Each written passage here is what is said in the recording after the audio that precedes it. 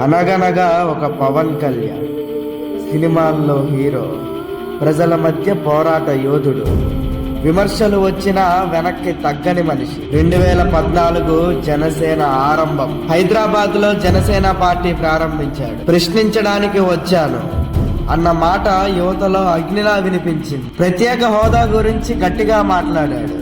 రాజకీయాల్లో కొత్త ఆశగా కనిపించాడు. 2015 రైతుల కోసం అనంతపూర్ రైతులను కలిశాడు.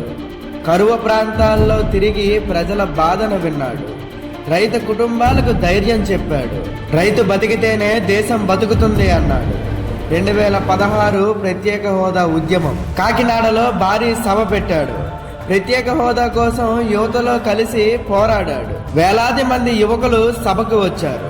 ఆంధ్ర హక్కు కావాలని గట్టిగా చెప్పాడు. 2017 ఉద్దాన ప్రజల కోసం ఉద్దానం వెళ్లి కిడ్నీ బాధితులను కలిశాడు. ఇంటింటికి వెళ్లి వారి సమస్యలు తెలుసుకున్నాడు. వైద్య సదుపాయాల కోసం ప్రభుత్వాన్ని ప్రశ్నించాడు.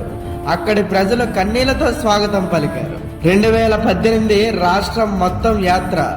విశాఖపట్నం, గుంటూరు, తిరుపతి రాష్ట్రం మొత్తం తిరిగాడు. యువత, రైతులు, మహిళా సమస్యలు విన్నాడు. ఉద్యోగాలు, రోడ్లు, అవినీతి గురించి మాట్లాడాడు. 2019లో ఓటమి, కానీ వెనక్కి తగ్గలేదు. ఎన్నికల్లో పోటీ చేశాడు. ఫలితం అనుకున్నట్లు రాలేదు. విమర్శలు గట్టిగా వచ్చాయి, కానీ ప్రజల మధ్యలో ఉండటం ఆపలేదు. 2020 కరోనా సమయంలో సహాయం.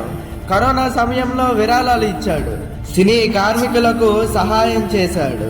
పేద కుటుంబాలకు ఆహారం అందించాడు.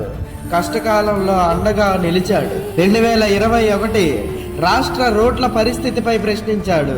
నిరుద్యోగ యువత కోసం మాట్లాడాడు. రైతుల పంట ధరల గురించి ప్రశ్నించాడు. 2022లో విజయవాడ, రాజమండ్రిలో యువతతో నేరుగా మాట్లాడాడు.